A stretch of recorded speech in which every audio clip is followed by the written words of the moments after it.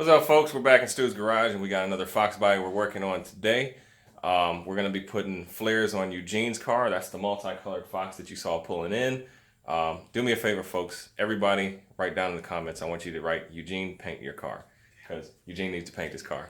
But anyway, what we're going to be doing is we're going to be installing my old 3-inch flares. Since everybody asked me where I get my flares from, these flares are from WideWorks. He's a great guy.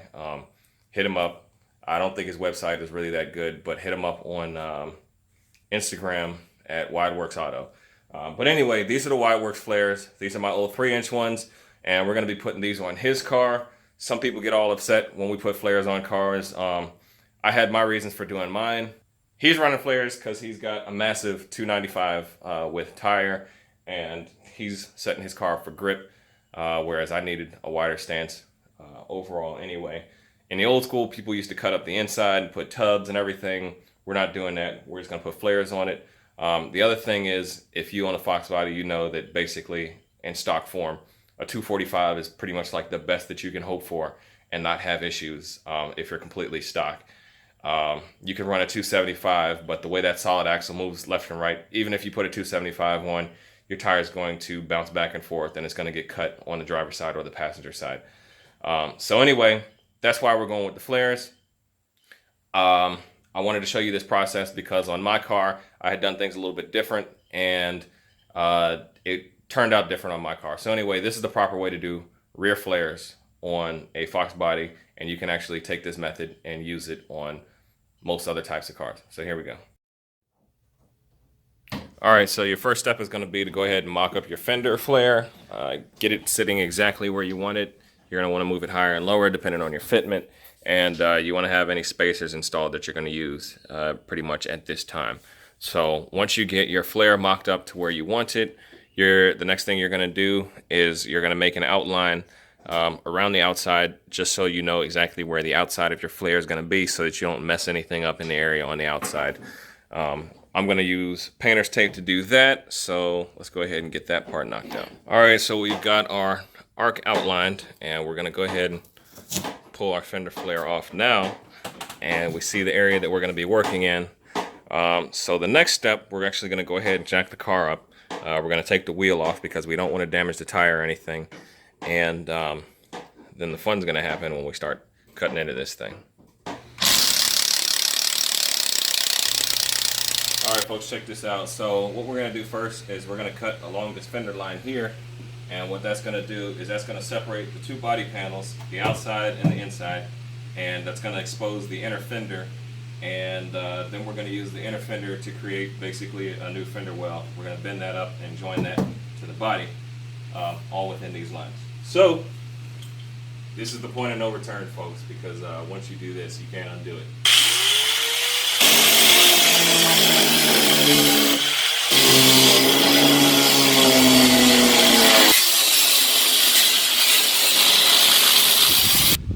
Alright, so this initial cut here was basically to expose this underlayer here, and that's your inner fender well. The next thing that we're going to do is we're actually going to create our clearance, and we're going to cut along this area here. And I would definitely highly suggest marking out your cuts beforehand, because once you're cutting and sparks are flying, it's hard to see exactly what you're doing. So like I said, this is the area here that you're going to be cutting your clearance from. This is the top of the fender, and also account for the fact that you're going to have to be putting bolts in. You may want to go ahead and throw your fender on at this point and mark exactly where those screws are, because if you cut into the area where the screws are going to go, you're pretty much screwed. No pun intended. Yeah. Alright. So I'm just going to go ahead and place my fender back up and kind of mark out where my holes are. These aren't actually my final hole locations, but this is just to give me an indicator of where I absolutely don't want to cut. So you can see here, all of this is going away. And what I can actually do is kind of trace out a line for myself just like this, leave myself a good enough space below where my holes are going to be, and I'm just going to go ahead and trace myself a little bit of an arc. This isn't exact science right here, just pretty much just to help you see while you're cutting, because it's really hard to see once you're cutting. And my Sharpie is bad, so I have to get a new one. Alright, so here's my guideline. that's where roundabout where my holes are going to be, and now I'm going to go ahead and start cutting.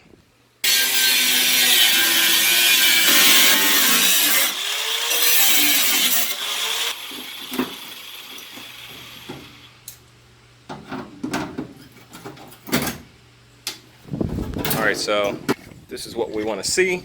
We got your inner fender, you got your outer fender. I did trim it a little bit close to where my holes are going to be, but it's all right. It's going to be fine. The next thing you want to do is we're going to make relief cuts in this area here. Actually, we can actually afford to trim this down a little bit before we do the relief cuts. And what's left here, we're going to bend this area upwards, and we're going to tack weld it back to the body. And what that's going to do is that's going to give you strength back to your body, and it's just going to help hold everything together better.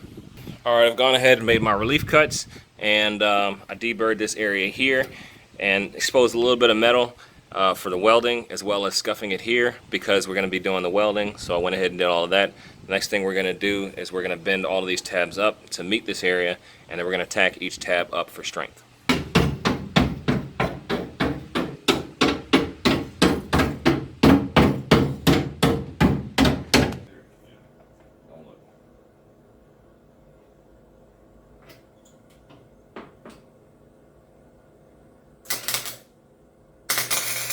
I'm gonna catch on fire. All right, we're having a little bit of a hard time getting these tabs welded on. We got a couple of them tacked, but we're just having some safety issues with that, and we're just not going to do it. So what we're going to do is we're just going to go ahead and bend these tabs up. They can always be welded later if he decides to do that in a safer situation with a better welder guy. But in the meantime, we're going to seal it with spray foam, and we're going to do that very last. So what we're going to do is we're going to go ahead and we're going to trim all these tabs off, and then we're going to continue installing the flare. All right, so now we've got all the tabs chopped off. We hammered everything up just so that it reaches a little bit better. I think what my problem is that I just went a little bit too high when I cut the fender arch. But it's a learning experience. I'm not a body guy. I just try this stuff. But anyway, the next thing that we're going to do is we're going to mock the fender back up, and we're going to get our actual hole locations, and then we're going to drill out holes for the self-tapping screws. All right, so we're mocking up the fender, and I just wanted to show you guys. So what you want to do in order to get your final fitment is you don't want to go in there and mark all your holes. You want to center it up, push everything down exactly how it's going to be, and then you want to mark your top two holes. And then once you tighten those two down, everything else is going to start going into place, and then you're actually going to have to shape your fender. It's fiberglass. It'll bend pretty good. It shouldn't break unless you're trying to do anything crazy with it. But don't do all your holes at once. Finish the top two, and then go from the outside.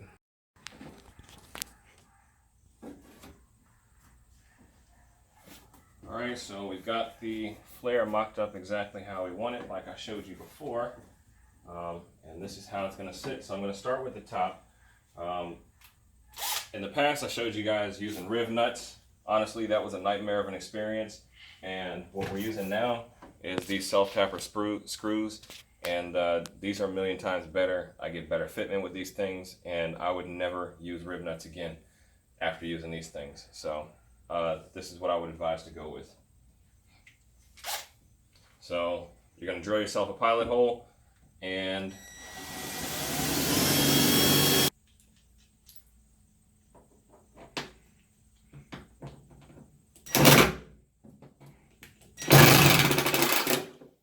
don't go crazy and tighten it because you can crack your flare. So let it stick out just a little bit until you get everything right where you need it. And again, remember to shape your flare as you install it, because the sides are going to bow out. It has to match the contours of your car, and you're going to have to push it down and work it. So remember to start from the top and work outwards. So line everything up, make sure it's where you need it to be, and my next hole is going to be right here.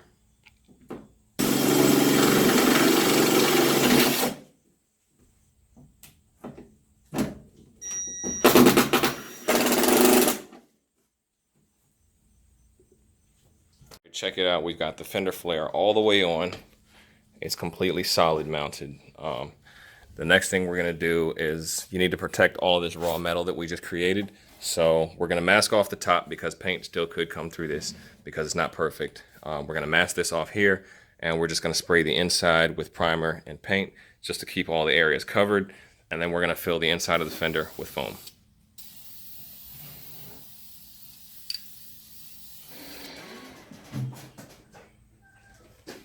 Beautiful. Now we are flared and the rubbing and grinding issues are solved. All right, folks, so the last step was going to be to spray foam it for extra protection and weather protection and rigidity, but he went and picked up the wrong spray foam. I'm not really sure what this stuff is. You have to be really careful about the spray foam that you get, because some of the stuff doesn't actually dry hard. It dries really like soft and gummy. So I found that the Loctite spray foam is the one that dries like brick hard. So what you want to do is you want to come in from this back panel here, and once you pull all this stuff back, you'll actually see where the fender gap actually comes together, and you want to get your hand all the way up here and just start filling this up as much as possible with the spray foam. And that pretty much is going to be it for the fender flares. So at this point, we're going to finish up doing the flares on this side, and we'll give you a look and see what the finished product looks like.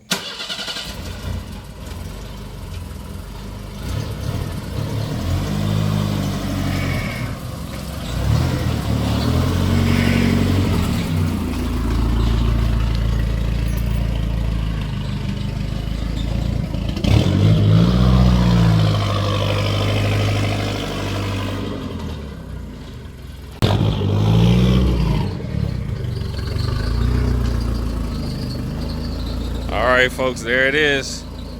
Rear fender flares installed. So now you know how to do it the proper way, almost. And for anybody who wants to know about this Fox, this is a 2.3 turbo. It's a turbo coupe motor. It's been swapped into 89 LX. This was a 4-cylinder car.